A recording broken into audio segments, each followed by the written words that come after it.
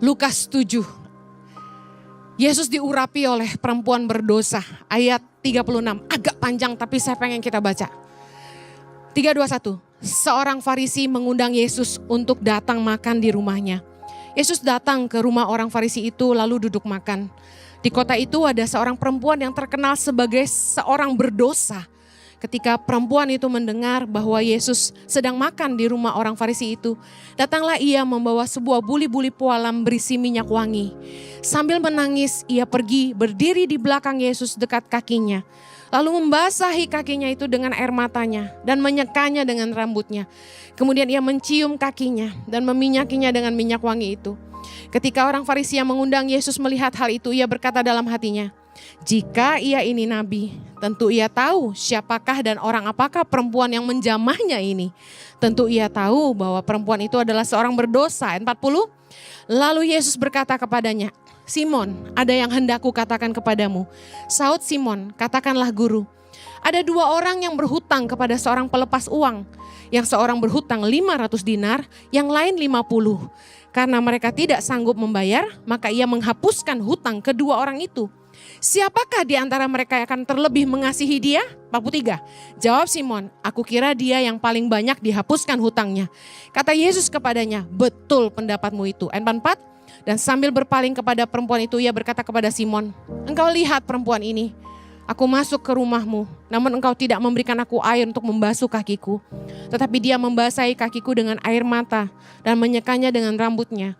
Engkau tidak mencium aku, tetapi sejak aku masuk, ia tiada henti-hentinya mencium kakiku. Engkau tidak meminyaki kepalaku dengan minyak, tapi ia meminyaki kakiku dengan minyak wangi. Ayat 47.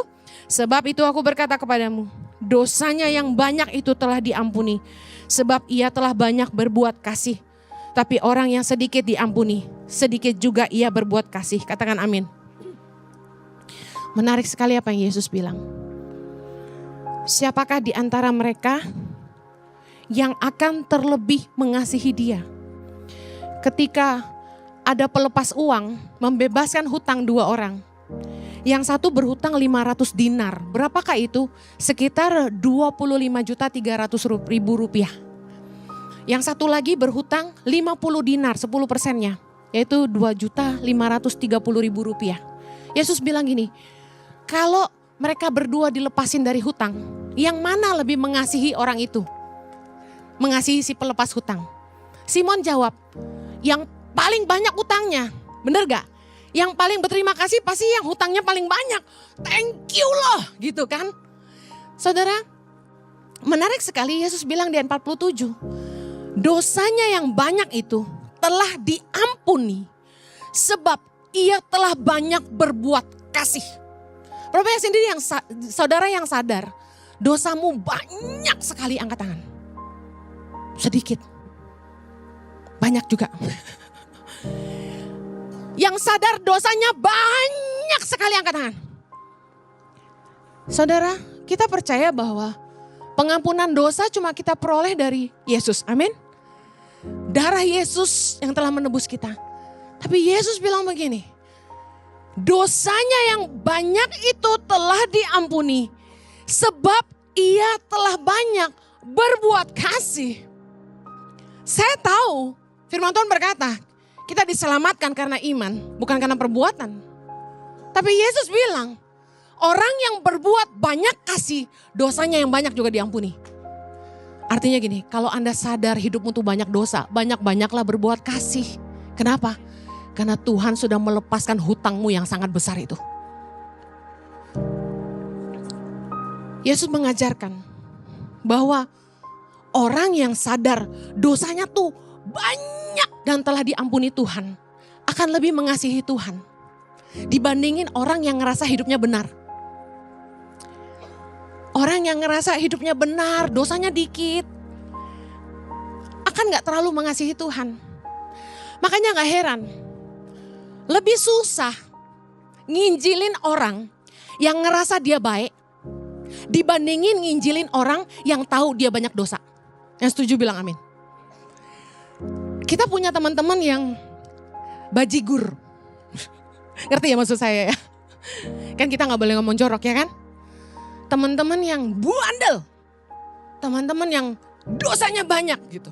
Nakal banget gitu. Kita kalau ajak mereka ke gereja, mereka jawab apa? Enggak, gue banyak dosa, bener gak? Tapi justru gini, orang yang sadar dia banyak dosa. Itu kalau udah datang sama Tuhan, dia jauh lebih cinta Tuhan daripada orang yang ngerasa dosanya dikit. Itu yang Yesus lagi ajarin kita. Orang yang benar-benar tahu dosanya tuh banyak banget dan Tuhan ampuni dia, akan merasa jauh lebih berhutang kepada Tuhan daripada orang-orang yang ngerasa dia benar. Gak heran dalam Lukas 5 ayat 32 Yesus bilang gini, aku datang bukan untuk memanggil orang benar, tapi orang berdosa supaya mereka bertobat. Bayangin kenapa di zaman Yesus dulu, Yesus lebih banyak duduk sama pemungut cukai, sama orang berdosa. Yesus diundang nih sama orang Farisi loh ke rumahnya buat makan. Yesus tetap datang loh.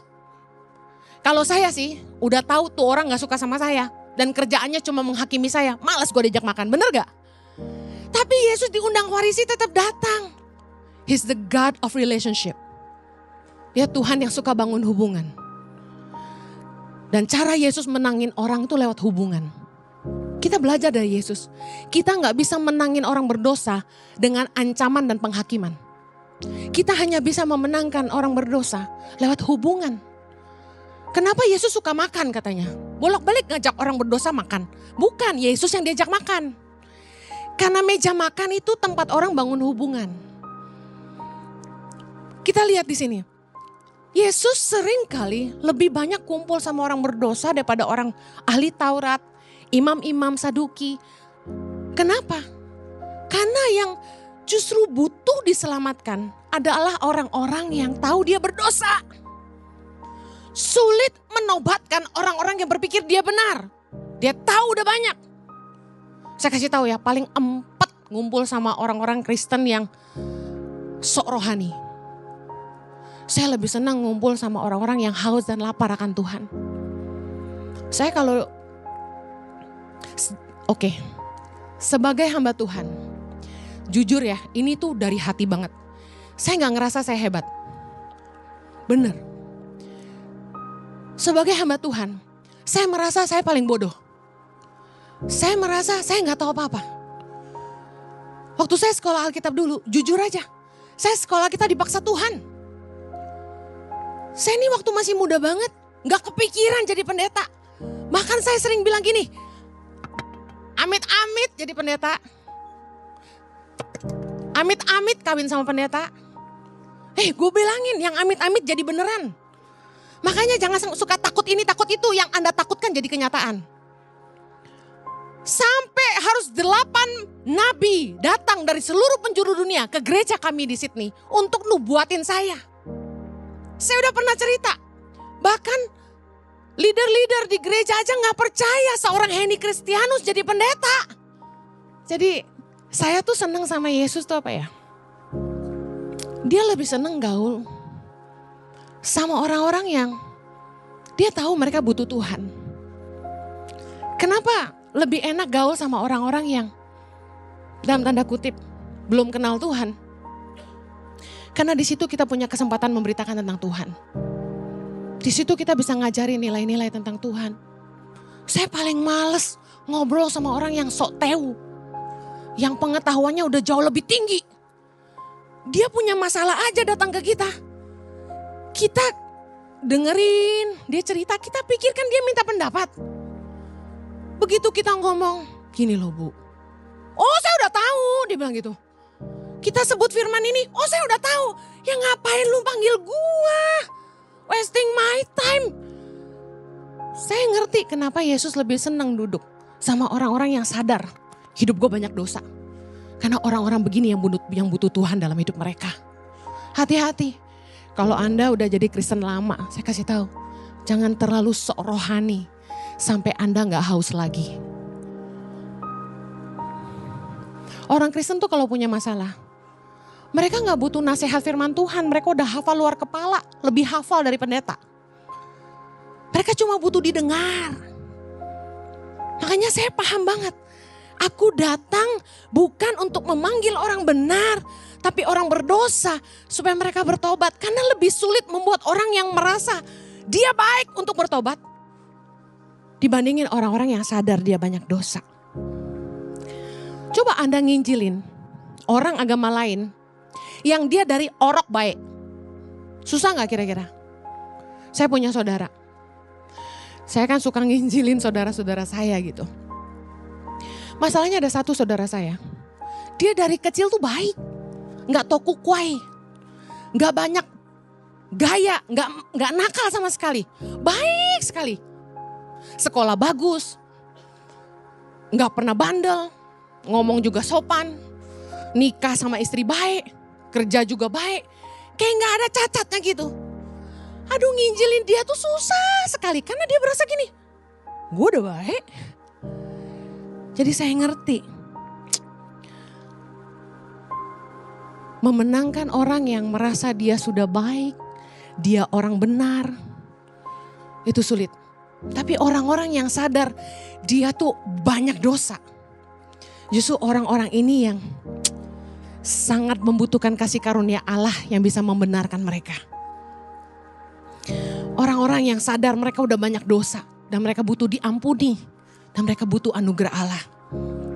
Dalam Lukas 18, dalam sebuah kisah pemungut cukai dan orang Farisi yang pergi ke bait Allah untuk berdoa. Orang Farisi sombong sekali. Aku ini gak seperti orang lain. Aku bukan perampok. Aku bukan pezina. Aku bukan seperti pemungut cukai ini. Wah, orang Farisi memuji diri sendiri. Tapi di sudut ruangan dalam Lukas 18 ayat 13. Tetapi pemungut cukai itu berdiri jauh-jauh. Bahkan ia tidak berani menengadah ke langit. Melainkan ia memukul diri dan berkata, Ya Allah, kasihanilah aku orang berdosa ini. Ayat 14, Yesus berkata gini, orang ini pulang ke rumahnya sebagai orang yang dibenarkan Allah dan orang lain itu tidak. Sebab barang siapa meninggikan diri, ia akan direndahkan. Dan barang siapa merendahkan diri, ia akan ditinggikan. Mari sadari, kita ini orang-orang berdosa yang butuh dibenarkan Allah. Kita ini adalah orang-orang yang butuh kasih karunia Allah. Kalau kita jadi orang Kristen ngerasa kita benar, hati-hati. Jangan-jangan kita gak butuh lagi kasih karunia Allah. Tahukah Anda bahwa suatu hari nanti kita akan berdiri di tahta penghakiman Tuhan. Dan kita butuh Yesus berdiri untuk membela kita. Yang butuh dibela Tuhan katakan amin. Inilah yang maksud diajarkan Yesus. Orang Farisi yang merasa dirinya benar. Muji-muji diri sendiri dan nganggap dia lebih baik dari orang lain. Adalah tipe-tipe orang Kristen yang agamawi. Dia bilang saya udah bayar perpuluhan. Saya udah banyak puasa. Dia bilang di puasa seminggu 2 kali. Hati-hati. Jangan sampai Anda menjadi sangat agamawi lalu Anda mulai menghakimi. Biasanya yang rajin puasa suka menghakimi yang gak puasa. Ada amin?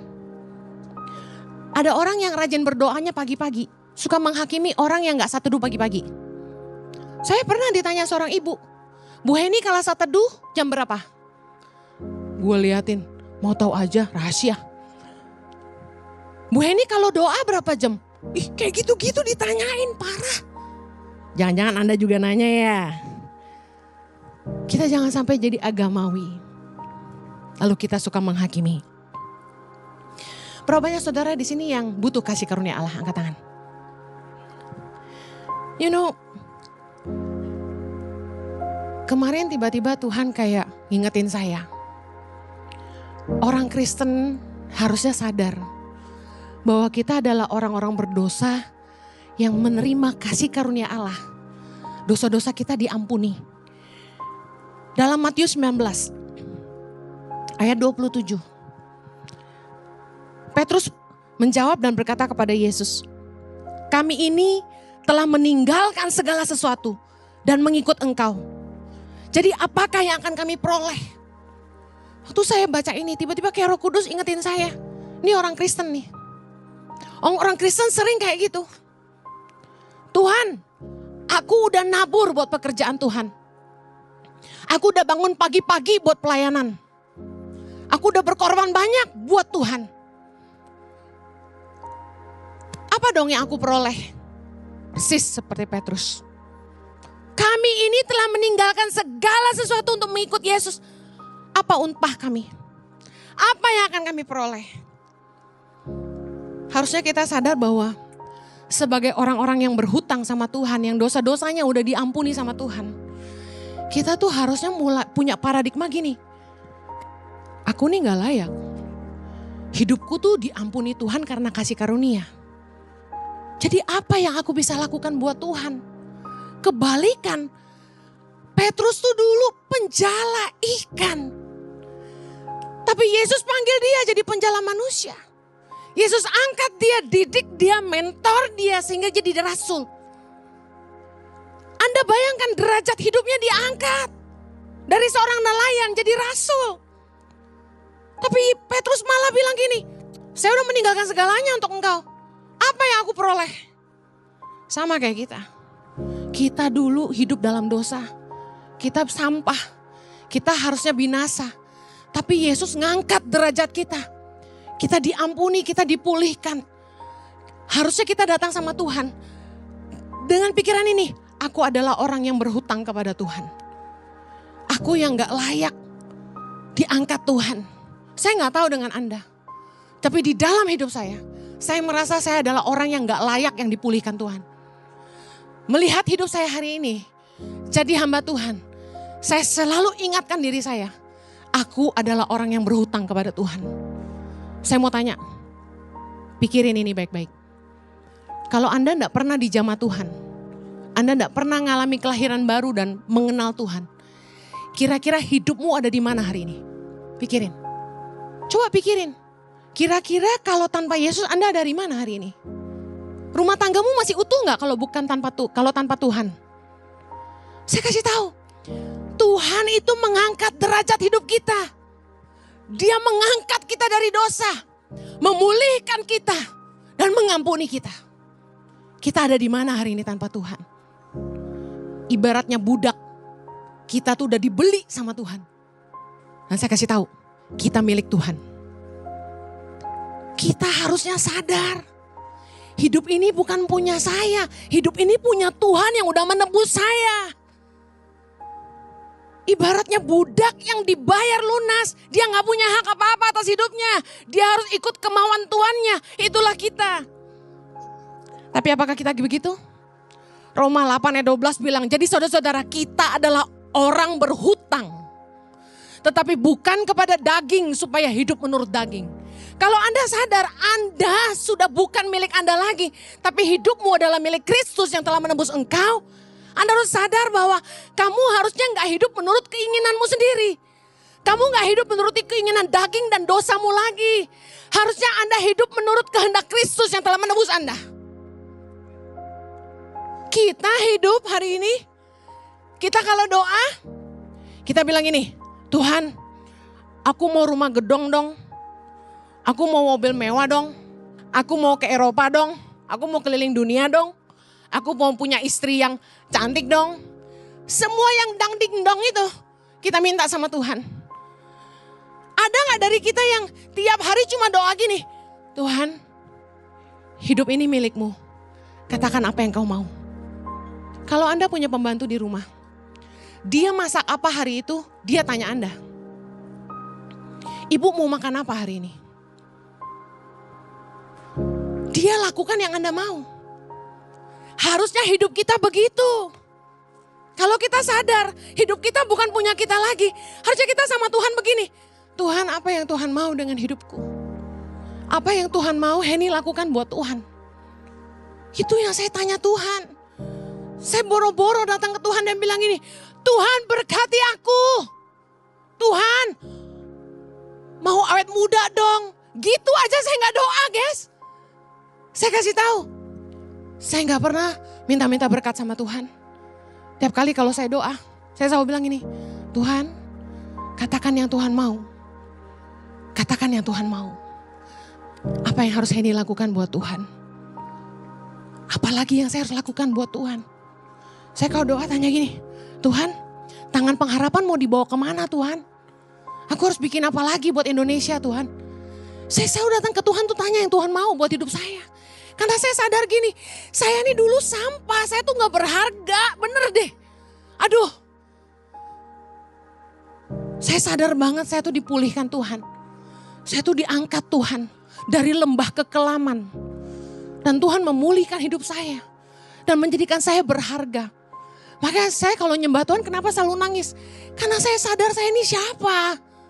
Saya ini siapa kalau bukan Tuhan? Kita nih ada hari ini semua karena kasih karunia. Anda mungkin berasa, gue kaya. Gue kasih tahu, kekuatan untuk memperoleh kekayaan itu dari Tuhan. Satu hari, Roh Kudus ingetin saya. Hikmatmu untuk khotbah itu dari mana? Saya bilang Tuhan. Kalau Tuhan gak kasih saya hikmat ketika saya siapin khotbah, apakah saya bisa khotbah? Kalau Tuhan gak kasih saya kekuatan untuk berdiri di sini, apakah saya bisa berdiri? Kalau Tuhan bikin saya serak sampai gak ada suara, apakah saya bisa ngomong? Kita ini gak bisa sombong sama hidup kita. Kita bisa semua karena anugerah. Anda berpikir, aku udah nabur buat pekerjaan Tuhan, udah banyak aku tabur. Hey, even kekayaanmu tuh dari Tuhan kok. Apa yang mau dibanggain? Kita ini gak bisa apa-apa tanpa Tuhan. Sadari itu. Katakan aku bukan apa-apa tanpa Tuhan. I am nothing without God. Amen. Kita adalah orang-orang yang berhutang. Tuhan itu udah bayar kita lunas. 1 Korintus 6 ayat 20 berkata, sebab kamu telah dibeli dan harganya telah lunas dibayar. Karena itu, muliakanlah Allah dengan tubuhmu. Saya suka lagu lama banget yang berkata gini. I live for you Lord. I serve you as my master. Aku hidup bagimu Tuhan. Aku melayanimu sebagai Tuhan. Itu yang harusnya kita hidupi. Yesus itu Tuannya kita. He is our master. Makanya kalau kita nyembah itu nyembah dengan segenap hati. Kita kalau sama presiden aja bisa hormat. Kenapa kalau nyembah main-main? Dia raja segala raja. Dia layak terima pengagungan kita. Amin. Muliakan Allah dengan hidupmu. Artinya gini, semua yang kamu lakukan harus mempermuliakan Tuhan. Ketika kamu sebut dirimu Kristen, hati-hati dengan hidupmu. Hati-hati dengan perkataanmu. Jangan sampai kamu malu-maluin Tuhan. Karena di belakang kamu ada nama Kristus di situ. Amen. Sadarkah Anda bahwa hidupmu telah ditebus? Dan harganya sudah lunas dibayar? Ibarat Anda beli budak. Budak itu milik Anda. Budak itu hanya melakukan apa yang Anda katakan. Dan kita ini telah lunas dibayar. Kita adalah orang-orang yang berhutang kepada Tuhan. Dia yang telah mengampuni kita. Mengangkat kita dari lumpur dosa. Memulihkan hidup kita. Saya mau cerita.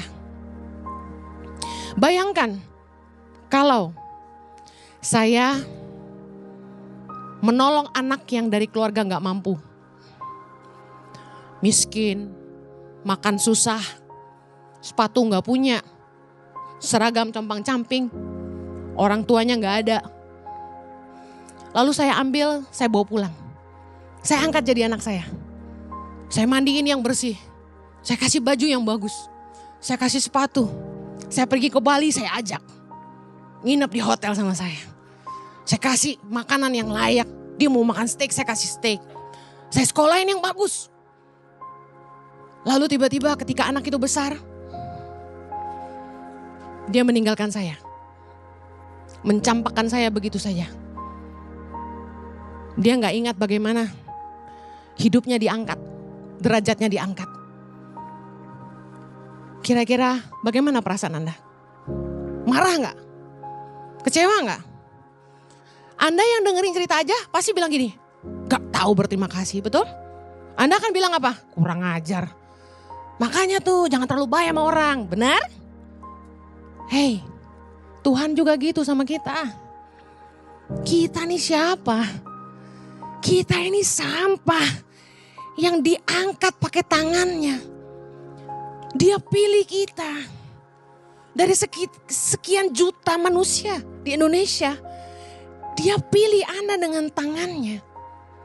Bersihkan Anda. Sadarkan Anda akan dosa. Dia kasih hidup yang baru buat kamu. Dia kasih masa depan. Dia berkati hidupmu. Tapi yang terjadi sama kita? Kita hidup dalam dosa. Kita mulai hitung-hitungan sama Tuhan. Saya capek Tuhan pelayanan. Saya udah nabur banyak buat Tuhan. Gimana usaha saya gak diberkati? Harusnya kan Tuhan memberkati taburan saya berlipat kali ganda. Kita kan gitu ya. Saya mau kasih tahu, Tuhan gak utang apa-apa sama kita. Kita yang hutang sama Tuhan. Kalau Anda sadar, Tuhan udah terlalu baik sama Anda. Sebagai orang yang berhutang, attitude kita harusnya gimana? Kita tanya sama Tuhan, apa yang saya bisa kasih buat Tuhan? Apa yang saya bisa lakukan buat Tuhan? Benar gak? Sebagai orang yang tahu berterima kasih, kita akan datang sama Tuhan dan bilang gini, dengan apakah ku balas segala kebaikanmu? Saya tuh kasih hidup saya buat Tuhan. Karena Tuhan udah terlalu baik buat saya. You know, saya gak lihat catatan saya lagi karena saya mau tutup dengan ini. Saya waktu muda tuh hidup hancur-hancuran. Saya haus kasih sayang. Saya besar tanpa orang tua. Dan hidup saya morat-marit. Saya rusak dari umur 14. Pacaran ganti-ganti, bener gak? Sulit setia. Haus kasih sayang. Haus penerimaan. Saya mengalami kesulitan untuk setia, saya kasih tahu. Kenapa? Haus kasih sayang. Gak punya figur ayah yang baik. Makanya nih, orang-orang tua dengar. Papa penting dekat sama anak. Anak-anakmu butuh kamu. Mama penting jadi teladan. Anak-anakmu butuh kamu. Jangan karena keegoisanmu, kamu berantem tinggalin anakmu. Anak-anak kita mau lahir jadi generasi apa? Saya gak salahin orang tua saya. They did what they did. Tapi saya sempat rusak karena masa-masa itu. Oh, sampai hari ini orang tua saya gak tahu apa yang saya lakukan. Saya tutup rapat. Mungkin one day saya akan bukakan. Sebelum saya mati lah. Saya rusak parah. Dan apa yang terjadi? Tuhan pulihkan saya umur 16 tahun. Jadi nakalnya gak sempat lama banget gitu. Tapi udah rusak parah. Saya kasih tahu. Saya tahu. Kalau Tuhan gak selamatin saya jadi apa? Jadi kalau hari ini saya jadi hamba Tuhan, semua karena anugerah. Saya gak pernah ngerasa saya hebat. Kalau hamba Tuhan lain bilang saya pendeta percintaan, mungkin cocok juga karena pacar saya banyak dulu. Kalau pendeta-pendeta lain bilang, dia rada bodoh, STT-nya di mana, sekolah kitab di mana sih? Nggak apa-apa. Saya nggak perlu tahu banyak, tapi saya pengen melakukan banyak. Mungkin saya cuma tahu sedikit, tapi yang saya tahu pasti adalah gini. Saya cuma jadi hamba Tuhan karena Tuhan yang mau saya jadi hamba Tuhan. Saya serahin hidup saya sama Tuhan. Karena Tuhan sudah terlalu baik buat saya. Dia angkat saya dari tempat sampah. Tuhan pulihin hidup saya. Dan saya mengenal siapa Tuhan saya. Dia adalah Bapa yang sayang sama saya. Bapa yang terima saya. Bapa yang pulihkan saya. Dia yang panggil saya dengan nama saya. Dan hari ini dia permuliakan saya. Dan saya tahu persis, saya cuma sampah tanpa dia. Saya mau bilang, kalau Anda merasa Anda orang benar, Anda akan kehilangan rasa butuh Anda akan kasih karunia Allah. Tapi kalau Anda sadar, siapa Anda tanpa Tuhan, Anda menyadari betapa Tuhan udah terlalu baik dalam hidupmu, Anda akan jadi orang-orang yang tahu Anda berhutang sama Tuhan. Amen. Sampai ujung hidup saya yang saya cuma mau lakukan. Cuma melakukan apa yang Tuhan mau buat hidup saya. Buat saya, hidup ini cuma buat Tuhan. Dan saya mau lakukan yang Dia mau. Meskipun saya harus dihina banyak orang. Saya gak peduli. Soalnya saya sudah terhina juga. Hidup saya hina kok. Saya cuma berharga karena Tuhan. Dan hanya Dia satu-satunya dalam hidup saya yang paling mengasihi saya dan terima saya apa adanya. Kenapa saya gak suka menghakimi orang? Karena saya tahu saya sendiri gak lebih baik dari siapapun. Mari jangan merasa lebih benar.